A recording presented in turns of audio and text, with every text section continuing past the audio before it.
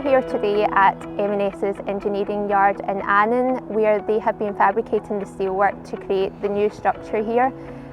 Today it's all about inspecting the structure, so this is a trial assembly, and it's really important for us to make sure ultimately that the bridge pieces together and works together, and if any minor amendments need to be made. The trial assembly is a really helpful part of the process for us. It allows us to bring out the Network Rail project team, all the engineering staff, the Story project team and our supply chain, like our designers and our electrical installers.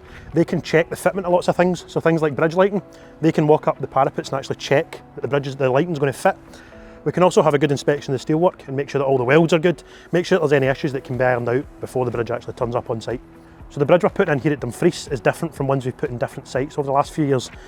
On the stairs themselves, we've got open parapets with different balustrades on them. If you look at the bridge deck, we've got the stiffeners across it, the kind of cross members. Those are going to be painted in contrast to the bridge behind it. And the bridge deck itself is curved. That looks similar to the previous bridge that we took out, just again to be in keeping with the heritage of the station. Now that we've inspected the structure, it will now be dismantled.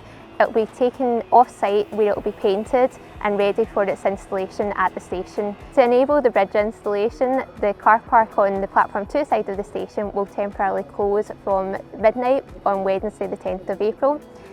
The bridge installation will take place on the 13th, so Saturday 13th into the early hours of Sunday the 14th of April, and the car park will reopen on that Monday.